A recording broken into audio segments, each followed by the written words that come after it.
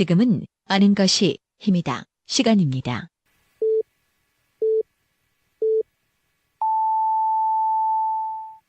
Welcome to the best podcast.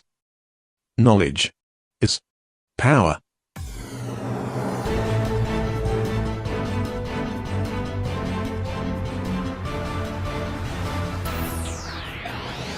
아는 것입니다.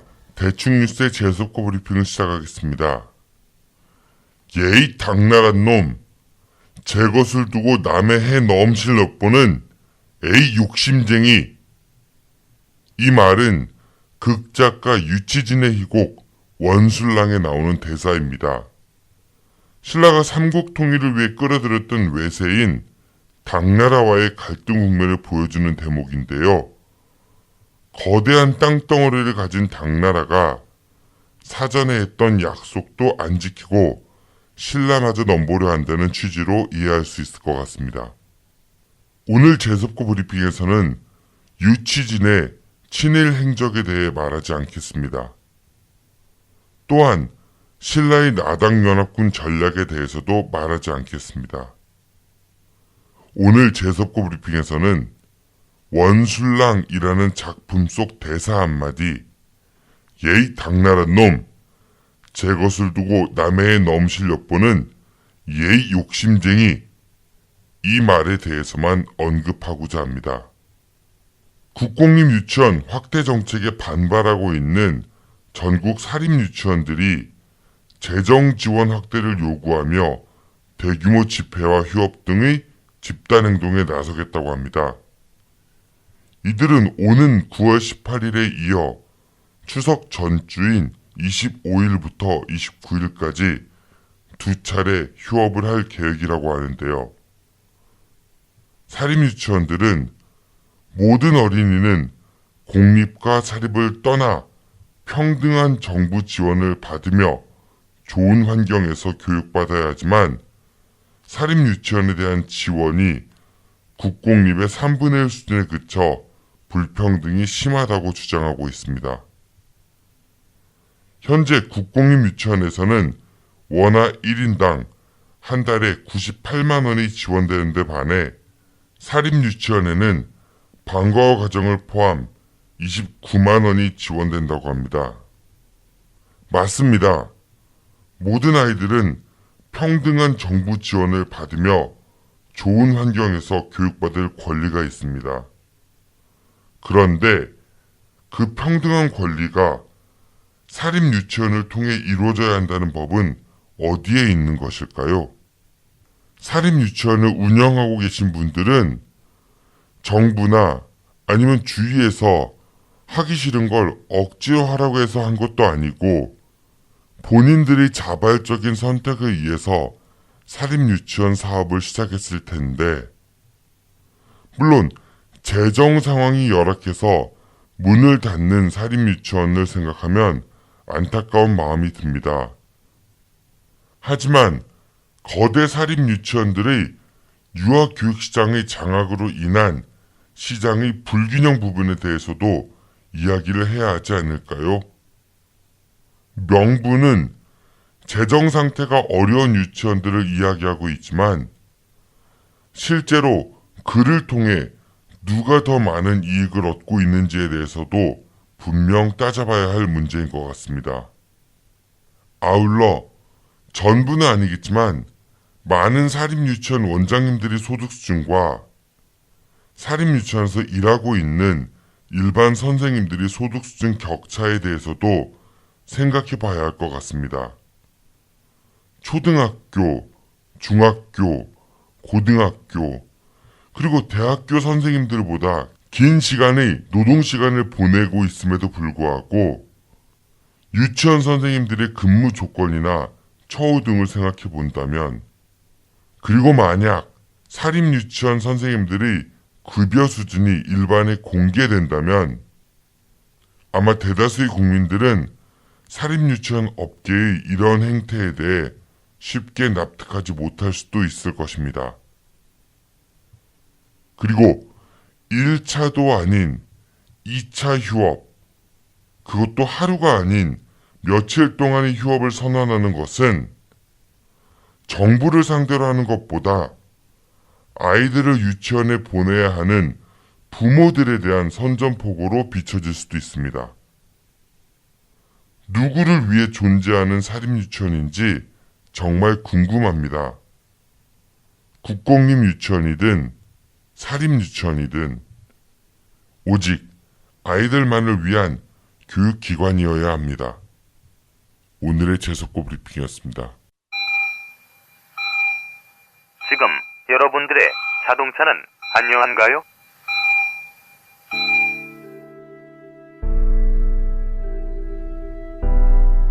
자동차는 편리한 교통수단이기 전에 나와 내 가족의 소중한 생명을 지켜주는 또 하나의 나입니다.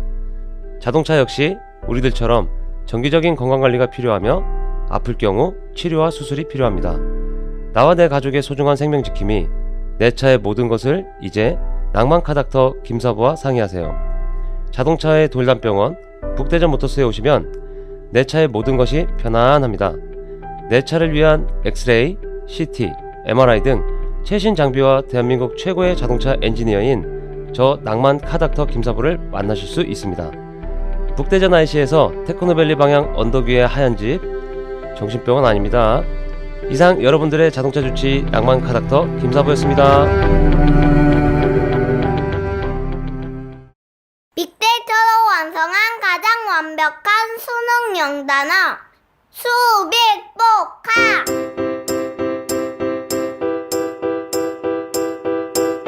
수능 출제 횟수를 확실하게 보여드립니다. 관련 파생어를 완벽하게 정리했고요. 어려운 한자어에 대한 친절한 뜻풀이가 담겨져 있습니다. 이제부턴 수능에 꼭 나올 단어만 외워주세요. 아빠 책 이름이 뭐였지? 수빅복화. 아빠 책 좀 꼭 사주세요. 대전, 충청 지역의 언론에 대해 이야기합니다. 장길문의 다른 시각. 대전,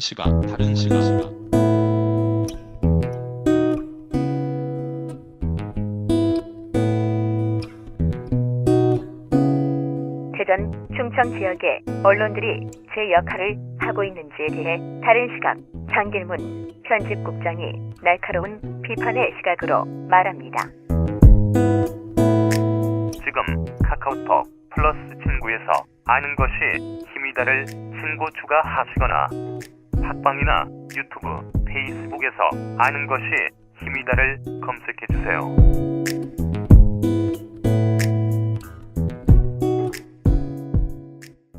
오늘도 청취자 여러분들께 우리 지역의 소식을 전해주시는 고마운 분이시죠. 중도일보 임병환 기자 연결됐습니다. 기자님 안녕하십니까? 네, 안녕하세요. 네, 오늘 재석고 브리핑에서는 기자님 혹시 학창 시절에 유치진이라는 극작가의 원술랑 이런 거 배워보셨어요? 국어 시간에? 아니요, 지금 PD님한테 처음 들어봤어요. 약간의 세대 차이가, 저는 이거 배웠었거든요. 국정교과서 세대였으니까. 근데 그때 나왔던 작품이에요. 그래서 당나란 놈, 당나라 사람들이 이제 땅덩어리도 넓은데, 신라랑 나당 연합군에 갖고 이제 신라의 삼국 통일이라는 거를 이제 도왔다라고 이렇게 보통 배웠잖아요. 네네. 그리고 나서 신라에서 안 나가고 신라마저 먹으려고 하니까 이제 신라 사람들이 욕심쟁이들아 니들 이렇게 크면서도 막 나가라 이런 취지의 글이었었던 것 같거든요. 재석고 브리핑에서는 이제 그걸 사례를 들면서 사립유치원 이야기를 했던 것 같더라고요. 사립유치원이 오는 9월 18일에 일단은 휴업을 한번 한다고 하고요. 그다음에 9월 25일부터 29일까지 휴업을 2차로 이제 할 예정이래요. 이유는 국공립 유치원들의 지원에 비해서 사립유치원 지원이 3분의 1 수준밖에 안 된다. 근데 모든 아이들이 똑같이 지원받아서 질 좋은 교육을 받을 권리가 있는데 이건 좀 형평성에 어긋나다. 이런 게 취지 중에 하나라고 하고, 또 하나는 정부에서 국공립 유치원을 많이 이제 증설할 계획을 갖고 있다고 하니까 그럼 사립 유치원들은 다 죽으란 얘기냐 이런 취지가 있는 것 같아요. 저도 지금 큰 딸을 유치원 다니고 있어서. 유치원 비용 많이 부담되시지 않으세요? 네, 부담되죠. 부담되는데 일부는 또 보조가 나오고 있고요. 네. 그래서 보내고 있는데 유치원이 어렵다라는 생각은 해본 적이 없어요. 유치원이 또 규모가 좀 크거든요. 거의 제가 체육대회 때, 유치원 체육대회 때 가보니 거의 초등학교 수준이어 보이더라고요. 그 유치원들이 사실은 유치원 선생님들 급여 수준이 이렇게 높거나 그렇지는 않거든요. 일도 노동 강도도 엄청 좀 센 편이고 시간도 길고 그럼 그 돈이 다 어디로 가냐는 거지. 아이들이 뭐 식비 같은 경우도 애기들은 이렇게 많이 안 먹잖아요. 어른들처럼 이렇게 막 뭐 군인들처럼 많이 먹지 않을 테고 한번 이번 기회에 좀 한번 재점검했으면 좋겠다는 생각이 들고 참고로 이 관련된 기사들을 제가 좀 찾아보니까 밑에 댓글이 결코 사립유치원 쪽에 우호적인 댓글이 별로 없더라고요. 거의 다 파업 감수하겠다, 휴업 감수하겠다, 이참에 뭐 다 조사하자 이런 여론들이 더 많더라고요. 제가 유치원을 경험해 보건데 유치원에서 선생님들이 되게 좀 젊으신 분들이 많이 있으시더라고요. 네. 뭐 가령 20대 중반 뭐 이 정도. 저는 이제 그런 거 보면서 어떻게 보면은 30대 아니면 40대 이런 분들이 유치원 보육교사에 많이 종업하지 않는다는 거는 그만큼 처우가 좋지는 않은가 보다 뭐 이런 생각을 좀 해봤어요.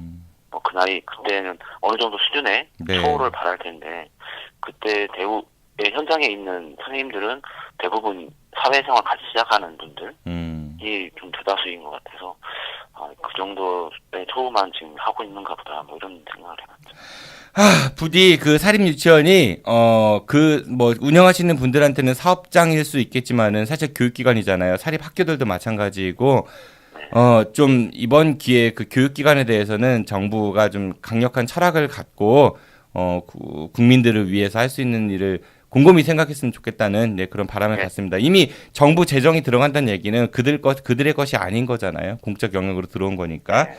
그리고 어제 이제 방송에 올라갔던 IMTV의 그 띠동갑 내기 여행하기 신탄진 편 이제 마지막 회가 올라왔는데요. 그 임병환 기자님 나오시더라고요. 예, 제가 그날 저녁에 한번 모임이 있다고 해서 불려 나갔었는데 그때 저는 그냥 쉽게 나갔더니 거기 카메라도 있고 세트장이더라고요.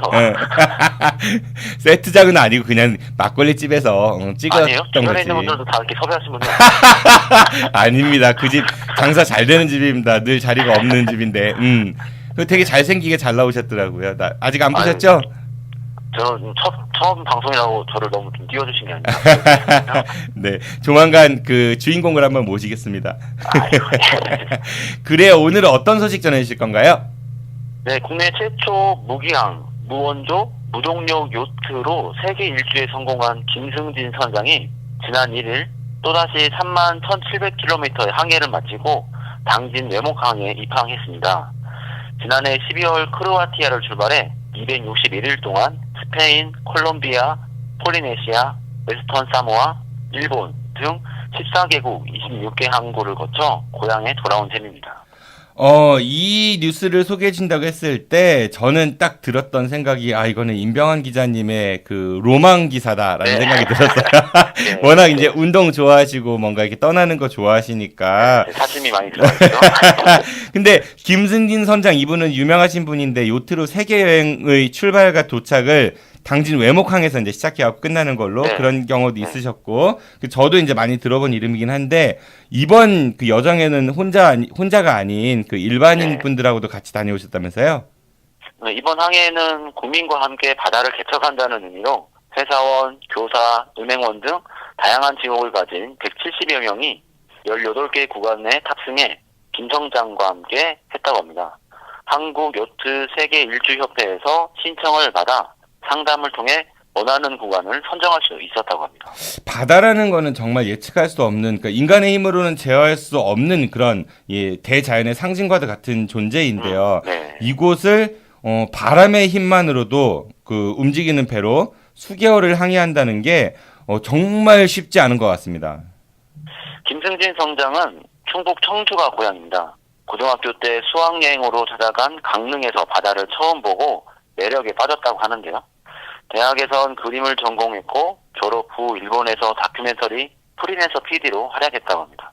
일본에서 태어나 아버지를 따라 북한에 갔다 다시 일본으로 돌아오게 되는 제1동포 이야기를 다룬 머나면 여정이라는 작품도 남겼습니다.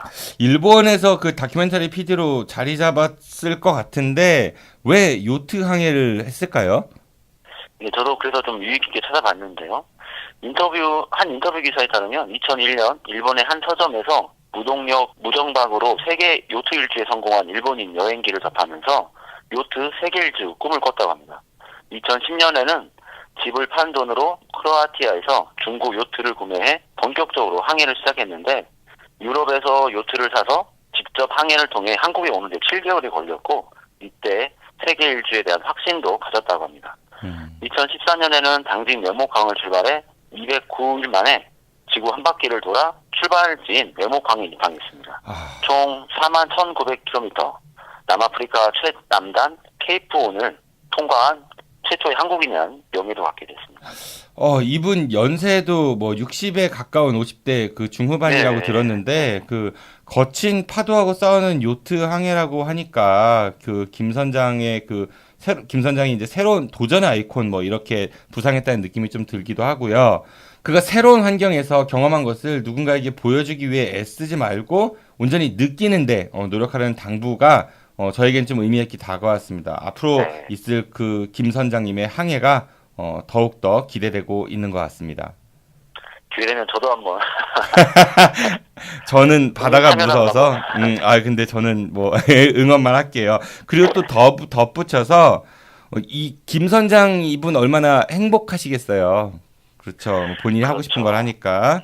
그러니까 인간은 이처럼 다양한 재능과 꿈들이 각자 있을 것이고 그런 것들을 키워주기 위해서라도 하루빨리 우리나라의 그 입시 위주의 교육이 좀 개선됐으면은 좋겠다는 생각도 가져봐요. 그러니까 청소년 시절에 입시에 찌들어 있으면은 이런 꿈은 잘 못 꾸게 되잖아요.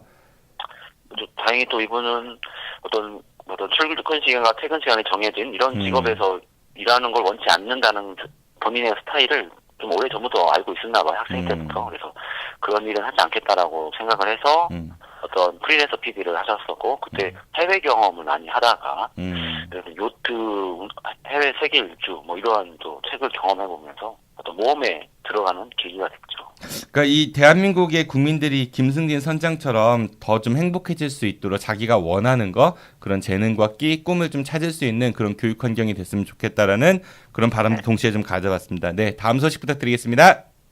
요즘 대전에서 조폭들이 세력 다툼이 활발해지고 있다고 합니다. 도심에서 보란듯이 집단폭력 사태까지 벌어져 대전경찰청은 조폭과의 전쟁을 선언하고 100일 작전에 돌입하기로 했습니다. 먼저 지난달 4일 대전 서구 월평동에서 조직원들 사이 집단폭행이 있었습니다. 상대 조직폭력배 행동대원이 운전하던 승합차의 앞과 뒤를 승용차로 막아선 후 둔기로 유리창을 깨고 운전자를 끌어내 마구 폭행한 후 달아난 사건인데요. 하지만 이번 집단폭행은 자신들의 조직원이 과거에 당했던 집단폭행에 대한 보복성 사건이었습니다. 이번 집단폭력 사건을 일으킨 폭력조직원 중 한 명이 지난 7월 11일 상대 조직원 4명에게 집단폭행을 당하는 사건이 앞서 있었습니다. 완전히 영화네요, 영화. 근데 이 조폭들이 대전에서 자신의 힘을 과시하려고 이곳저곳에서 집단폭력 사건을 만드는 것 같은데 이전에도 대전에서 조폭 간 그 세력 다툼으로 살인 사건까지 발생하기도 했었죠? 그 조폭 간 세력 다툼은 종종 활자화돼 보도되어 왔습니다. 근래에 대표적인 게 2010년 유성 본명동 대로에서 상대파 조직원을 차로 들이받아 숨지게 한 사건이 있었고요. 2015년에는 자신의 조직을 탈퇴하고 상대 조직에서 활동한다는 이유로 도동동의 한 주차장에서 흉기를 휘두르는 사건도 있었습니다. 야, 그 조폭 범죄는 항상 돈이 있어야 조직을 유지할 수 있을 테니까 그 이 조폭들은 주로 어떤 사업을 해서 돈을 벌고 있었다고 하나요? 앞서 승용차의 유리를 둔기로 깨고 운전자를 집단 폭행한 사건에서 그 승합차에는 조직폭력배뿐만 아니라 유흥주점에서 일하는 촉칭 보도광 도우미가 타고 있었다고 합니다. 유흥주점의 여성 종업원을 대는 일을 하고 있었던 셈인데요. 과거에는 대전에서 가짜 석유를 사용한 주유소를 조폭이 직접 운영하거나 신호위반 차량에 사고를 내는 보험 사기를 함께 벌인 조폭도 있었습니다. 그러니까 노래방이나 뭐 단란주점 이런데 이제 아가씨 공급하는 그런 보도방, 뭐 도우미, 뭐 그런 일들을 해서 돈을 벌거나 아니면은 뭐 지금 가짜 휘발유 이런 거 주유소에서 이런 것들 뭐 그밖에 사행산업, 그러니까 도박도 도박도 많이 한다고 하죠. 그쵸? 네. 예, 뭐 네. 인터넷 도박 도박장 요즘에 뭐 관리, 이런 스포츠 불법 스포츠 토토 뭐 이런 것들, 성매매도 많이 뭐 알선하고 있다고 하고, 대부업, 그러니까 고리 대금업 같은 거 그런 것도 한다고 하고, 대포차도 이분들이 또 많이 하신다고 하고 유치권 분쟁 뭐 이런 거에도 개입을 한다고 하고, 그러니까 되게 우리 사회의 어두운 구석 아니면은 사람들이 드러내기 쉽지 않은 은밀한 이제 그런 약점들이 있는 곳에서 주로 돈을 많이 벌고 있다는 얘기인 것 같네요. 또 돈 그 기사 보니까 그 노래방 도우미 같은 경우는 가출 청소년들을 이렇게 그 데리고 있으면서 뭐 독점 공급을 했대요. 뭐 99억을 1년 반 동안 챙겼다고 하니까 그 시장이 야 어마어마하네요. 드러난 게 99억이면 사실 더 이상 있다고 추정할 수 있잖아요, 상식적으로. 그렇죠. 대전경찰청에 이제 광역수사대라는 네. 팀이 있는데요. 그쪽 팀에서 이제 조폭에 대한 정보 파악이나 아니면 사건 수사 뭐 이런 걸 맡는데 1년에 한 2번 정도씩 브리핑을 해요. 어떤 네. 조폭 관련해서 단속을 어떻게 해봤다. 그럴 때마다 사건이 매년 있는 것 같더라고요. 그러니까 경찰 사건화되는 어떤 조폭 간의 세력 다툼이 대전에서 항상 좀 벌어지고 있고, 이게 말 그대로 공개되느냐 기사화 되느냐 안 되느냐의 차이인데 그 수면 아래에서는 여전히 많은 다툼이 있는 것 같아요. 그 이 조폭분들은 또 이렇게 분위기도 좀 험악하잖아요. 일반 사람들이 봤을 때 문신 막 많고 인사 막 90도로 문신하는 꺾고. 분이 워낙 많은가 봐요. 저희 아파트에도 문신하시는 분이 아기를 안고 꼭 문신이 꼭 조폭의 상징은 아니어가는 게 아닌가 싶더라고요. 뭐 그렇긴 한데 뭐 하긴 야구 선수들 요즘에 뭐 그 최영우 선수나 뭐 아니면 추신수 선수 뭐 팔뚝에 문신 막 이렇게 많잖아요. 뭐 그렇긴 하지만은 주로 이제 온몸에 용문신 이런 거. 목욕탕 가면은 그런 분들 간혹 볼 때는 좀 무섭다 이런 생각이 들기도 하고. 예전에 취재원 중에 조폭 출신 분이 있었어요. 네. 근데 그분은 저한테 전화 주실 때마다 그 뭐 형님 뭐 이런 단어를 꼭 뒤에 붙이세요. 아, 맞습니다, 형님. 무슨 일 있었는데 형님 뭐 이런 식의. 근데 그게 저는 굉장히 이게 낯설더라고요. 오랫동안 기간 동안 알고 지내면서도 그러한 말투가 가까워지기는 좀 어려워지는. 이분들이 심지어 재판장에서도 뭐 한 분이 갑자기 구속이 돼갖고 구속 안 될 줄 알았는데 이게 잡혀 들어가면서 이제 그 본인의 부인한테 이렇게 얘기 좀 전해달라고 얘기하니까 법정에 제지하니까 막 승질내고 이러셨다고 그런 기사도 있었던 것 같고. 이 조폭은 사실 그 과거 이제 군사정부에서도 뭐 이른바 그 노태우 정권 때 범죄와의 전쟁 그 영화로도 나왔었죠. 뭐 도박하는 그런 조폭들 뭐 단속이 있었었고, 또 전두환 정권 때는 삼천교육대 같은 것도 만들었었고, 인권이란 문제도 같이 결부되어 있고, 또 실제로 조폭을 소탕한다는 명분 하에 정권에 반대되는 세력들을 이렇게 그동안 많이 그 탄압해 왔잖아요. 네. 또 실제로 필리핀 같은 경우는 두테르테 대통령이 뭐 마약을 근절하겠다, 사용시키겠다, 직결 사용도 뭐 허락한다 이렇게 해서 굉장히 많은 사람들을 죽이고 잡고 그랬는데 필리핀이 마약이 근절됐다는 뉴스는 아직 못 들은 것 같아요. 그러니까 참이가 어려운 문제인 것 같습니다. 네, 다음 소식 전해주십시오. 청양 고기자 라면, 서산 생강 한과. 고기자와 생강이 충남 청양과 서산 특산물이라는 것은 모두 알고 있을 텐데요. 이를 활용한 식품까지 생산되고 있다는 점은 잘 모르는 것 같습니다. 연합뉴스가 보도했는데요. 로컬푸드를 활용한 가공식품 개발이 줄을 잇고 있다고 합니다. 특산물과 이를 활용한 가공식품으로 지역경제 활성화를 해보자는 것인데요. 청양은 고기자 분말가루와 청양고추를 활용한 라면을 출시했습니다. 라면에 면발을 국내산 밀을 사용했고 농산물 우수관리 제도인 GAP 인증까지 받았습니다. 서산시는 생강을 활용해 한과를 만들고 있습니다. 생강 국내 생산량의 30%를 서산에서 책임지는데요. 간식용 식품으로 인기가 좋다고 합니다. 공주시엔 알밤이 들어간 먹거리가 많습니다. 막걸리를 비롯해 알밤, 김치, 밤무, 알랭이 등이 대표적입니다. 지역 특산물의 새로운 판로를 개척한다는 의미에서 상품 출시가 반가운 소식입니다. 이 구기자 하면은 저도 한번 먹어보고 싶다라는 생각이 들더라고요. 기사를 보면서. 그 뭐 우리밀 일단은 우리밀로 면을 만들었다고도 하고 굉장히 맛이 좀 궁금하긴 한데 이 기사를 보면서 더 궁금해진 건요. 가격대라든지 아니면 어디에서 살 수 있는지. 그러니까 사진은 나왔는데 그런 게 조금 더 나왔으면 좋겠다는 생각이 들었어요. 물론 뭐 가격을 뭐 이게 신문에서 다 공개하기는 좀 그렇다 치더라도 뭐 이렇게 나오는 것들 물가 조사할 때는 보통 가격들 표시해 주니까 뭐 그런 생각이 좀 들었었고. 그리고 이제 사실은 이게 뭐 농산물 가지고 가공식품 만드는 거는 이명박 정부 들어와 갖고 이거 굉장히 장려를 많이 했었던 것 같은데 근데 만드는 거 못지않게 사실은 그거를 파는 게 중요합니다. 만드는 것도 중요하지만 안 팔리면은 그대로 쌓이고 그러다 보면 버리게 되고 결국은 그거 만들려고 이렇게 대출 받아서 시설 그 설비 같은 거 갖췄다가 결국 빚더미를 떠안아 갖고 망하고 이런 경우들도 있었던 것 같거든요. 종종. 그러니까 이게 이제 어떠한 유통 과정을 거쳐서 어디에다 팔지 이런 것들도 좀 같이 고민해 주시면은 좋은 모델이 될 수 있지 않을까 그런 생각이 듭니다. 네. 저도 한번 사먹고 싶은데 주변에서 볼 수가 없어서 사실 제가 말씀처럼 유통도 굉장히 좀 중요하겠네요. 네. 그러니까 유통 구조는 그리고 이런 것들은 이제 대형으로 막 하는 게 아니니까 좀 유통 구조를 단순화시켜서 가격이 이제 유통업자들로 인해서 많이 좀 뛰지 않는 그런 좀 피해 됐으면 좋겠다는 생각도 들고 어쨌든 팔려야 만들 거 아니에요. 수요와 공급이 그렇죠. 같이 적정하게 이루어져야 되니까 그런 이제 우리가 수요할 수 있는 그런 판로 개척이 된 게 아니라 그걸 좀 해야 되니까 그 부분에 더 신경을 썼으면 좋겠다는 생각이 드네요. 네, 다음 소식 부탁드리겠습니다. 대전 유성구 도룡동에 추진 중인 사이언스 콤플렉스 관련 주관사인 신세계가 강한 사업 의지를 피력했습니다. 지역 매체가 일제히 보도했는데요. 지난달 29일 신세계백화점 장대영 사장이 대전시청을 방문해 권서택 시장과 면담을 했습니다. 장 사장은 이 자리에서 올해 말이나 내년 초 첫 사업을 뜰 수 있도록 하겠다라며 신세계의 명예를 걸고 대전의 랜드마크로 만들겠다고 밝혔습니다. 신세계는 엑스포 과학공원에 6천억 원을 투입해 프리미엄 백화점과 200실 규모의 호텔, 교육 엔터테인먼트가 복합된 사이언스 컴플렉스를 개발할 예정입니다.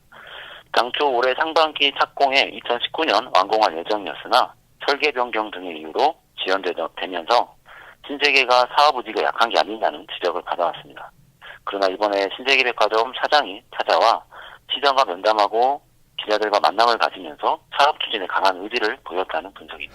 200실 규모의 호텔이라고 하면은 우리 얼마 전에 대충뉴스에서 리베라 호텔 이제 뭐 폐업을 하느니 마느니 그런 거 다뤘었잖아요. 지역에 뭐 이런 게 어쨌든 생긴다고 하는데 이번에 신세계가 대전에 그 현지 법인을 세우고 그 공공기여금 180억 원을 준공 전에 집행할 수 있다. 뭐 그런 의사도 보였다고 하는데 이게 과연 지역과 상생할 수 있는 부분인지 좀 모르겠습니다.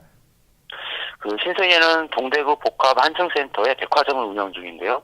이곳에 현지 법인을 세워 수익금을 세금으로 대구시에 돌려준다는 의지를 실천하고 이에 따라 대구에서는 호응을 얻고 있다고 합니다. 신세계는 대전 사이언스 컴플렉스를 공공시설 면적은 판매시설 대비 45% 수준으로 설계했고 백화점을 5에서 7층에 위치할 예정으로 알려졌습니다. 공공기여금을 어떤 방식으로 집행할 것인지는 아직 결정되진 않았으나 지역 상권에서 큰 변화라는 점에서 상생이라는 코드가 통할 수 있을지 주목됩니다. 저는 이거 보면서 일단은 그 대기업이 본사로 돈을 안 가져가고 거기에 법인을 세워서 한다고 하니까 세금을 낸다고 하니까 뭐 그거는 반가운 얘기인 것 같은데 세금 내고 나머지 이익금은 어차피 본사로 가는 거잖아요. 그래도 그리고 약간 좀 아까 조선일보 같은 경우는 논조가 이제 친기업 성향이 많다 이런 얘기들을 주로 하잖아요. 이 기사 조선일보 헤드라인을 보니까 49층짜리 초고층 건물을 신세계가 대전에 이제 랜드마크로 한다 이런 게 있더라고요. 근데 제가 생각하기에는 49층이 언제부터 초고층 빌딩에 속했는지 그런 생각이 좀 들었고요. 그러니까 좀 이미지가 굉장히 막 높아 보이잖아요. 물론 대전에 고층 빌딩이 많이 없어가지고. 근데 뭐 서울 가면은 뭐 널렸습니다. 부산 가도 널렸고 그게 뭐 높은 것도 100층짜리들도 좀 많고 하니까 뭐 층수가 중요한 건 아닐 텐데 저는 한편으로는 이런 생각도 해봤습니다. 뭐 물론 제가 지역 향토 기업을 지켜야 된다 이런 주의는 아니지만은 그 지역 경제 활성화를 위해 가지고 거대 자본이 이제 들어온다는 거잖아요. 그러면은 결국은 그 거대 자본이 들어와서 이런 사이언스 컴플렉스 같은 거를 만들었을 때 대전에 있는 사람들이 돈을 거기 가서 또 쓰겠죠. 그럼 100만 원 벌던 사람이 그 사이언스 컴플렉스가 온다고 해서 200만 원을 벌진 않을 거예요. 똑같이 100만 원을 벌 텐데 다른 데에서 쓰던 돈을 조금 더 거기가 좋아 보이면 거기 가서 더 많이 쓰겠지. 그럼 상대적으로 지역 향토 기업들의 시장까지 이 거대 자본이 잠식을 해가는 꼴이 될 수 있고 뭐 그런 경우는 많이 있습니다. 그렇다 보면은 결국은 이 제로섬 게임에서 더 큰 자본이 더 많은 거를 가져가는 게 아닌가. 그게 과연 지역 경제 활성화를 위해 들어왔는데 지역 경제 활성화가 누구를 위한 지역 경제 활성화가 되는지 그런 좀 궁금증도 있었습니다. 사실 동대구 신세계 백화점 같은 경우도 그 들어오면서 대구는 거기 이제 향토 기업 중에 대백이라고 있거든요. 대구 백화점, 대백 플라자하고 그게 오래된 곳이에요. 우리 옛날에 대전의 동양백화점처럼 뭐 지금도 그 대구에서는 맹주를 차지하고 있었었는데 이제 신세계가 이제 동대구에 들어오면서 대백 플라자가 상당한 타격을 입게 됐었거든요. 그러니까 그런 걱정도 좀 들기도 합니다. 한편으로는. 예, 저는 또 여기가 좀 엑스포 예전에 과거에 이게 엑스포 과학공원이라는 점 좀 마음이 걸리더라고요. 그 엑스포 과학공원은 사실은 대전에서 대전 시민들이 가장 대전을 상징하는 공간으로 꼽는 곳이었거든요. 네. 그래서 이제 어떤 엑스포 과학공원을 재창조하는 의미에서 이렇게 이제 복합시설 6천억 원 예산을 들여서 어떤 백화점과 호텔이 들어서 이런 시설을 만드는데 사실은 이런 시설은 만들어진 후에는 이용하는 대상은 특정 계층에 국한되지 않을까. 뭐 예전처럼 우리가 명절이나 어떤 가족들이 모였을 때 편하게 찾아오면서 시간을 보내던 엑스포 과학공원이 아니라 말 그대로 돈이 있고 쓸 수 있는 소비할 수 있는 여력이 있는 분들만 찾아가는 특정 계층을 위한 시설이 되진 않을까. 뭐 이런 면에서 좀 걱정스러운 면도 있습니다. 그러니까 엑스포 과학공원이 대전 시민들로부터 외면도 많이 받았었잖아요. 가장 큰 이유는 사실 93년도 엑스포 할 때는 그게 최첨단 어떤 전시 공간이어가지고 사람들이 전국에서 모였거든요. 저도 엑스포 때 일을 좀 했었는데 1,400만 명이 왔어요. 90일 동안. 그 우리나라 인구의 4분의 1이 왔다, 뭐 3분의 1 이런 얘기를 했었거든요. 그러니까 많은 분들이 찾았는데 그 이후로 업데이트가 안 되는 거야. 그러니까 바꿔 얘기하면은 그 93년에는 최신식이었는데 그게 그대로 오니까 뭐 2010년에 그 93년 거를 볼 일이 있어요. 그래서 과거 무슨 골동품 박물관도 아니고. 그러니까 그런 거를 좀 더 업데이트들을 많이 해줬으면은 오히려 엑스포 과학공원이 더 찰 수 있었는데 그런 건 안 해놓고 사람들이 안 찾으니까 이게 뭐 망해가고 그러니까 재창조라고 이런 얘기들을 하는 게 좀 답답했고 실제로 미국에서는 이제 매해마다 그 전 세계 얼리 어댑터들을 위한 뭐 새로운 가전제품이나 아니면은 그런 뭐 발명품들을 전시하고 체험할 수 있는 그런 그 박람회가 열려요. 세스라고. 대전 엑스포에서도 그런 것들을 뭐 우리가 동아시아의 허브라고 생각을 하면은 다양한 뭐 체험들 뭐 3D부터 해서 요즘에 뭐 안경 쓰고 가상현실 같은 거를 직접 체험도 많이 하고 뭐 그런 것들 있잖아요. 우주 체험도 해보고 가끔 가다가 이렇게 임시로 하는 그런 허접한 거 말고요. 그러니까 뭐 미국의 유니버설 스튜디오나 뭐 디즈니 월드 이런 거 만들어 놓은 것처럼 그런 그 노력들을 했었으면 더 낫지 않았을까라는 생각도 드네요. 어쨌든 뭐 이거 그 권선택 시장님은 개발에 이제 그 전문성이 많으신 것 같다는 생각도 덩달아 들었습니다. 이것마저도 미끄러지면 안 되겠죠. 그러니까 이게 그 가치와 철학인 것 같아요. 개발을 통해 가지고 그 경기를 활성화시키고 그래야 이제 돈이 돌기 때문에 대전이 이제 그 좀 나아질 수 있다라고 생각하시는 철학이 있으신 거고 또 반대쪽에서는 그렇지 않은 분들도 있고 하니까 그거는 뭐 철학의 문제 이제 옳고 그름의 문제하고는 조금 다르게 봐줘야 되는데 좀 너무 그렇게 가는 것 같아 좀 안타깝다는 생각이 들기도 합니다. 네. 아이고 오늘도 고생 많으셨고요. 그 기자님 수요일엔 우리가 파일럿 방송이 하나 업로드 되거든요.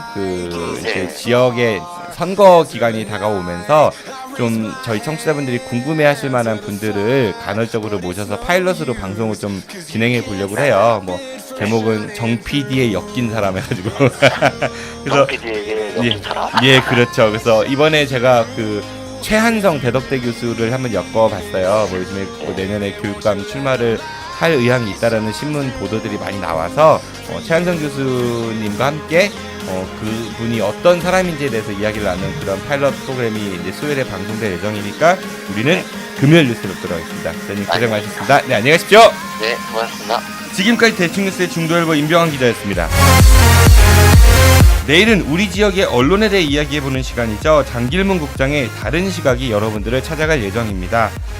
지금까지 진행의 정진호였고요. 청취해주셔서 고맙습니다. 안녕히 계십시오. I'll be back.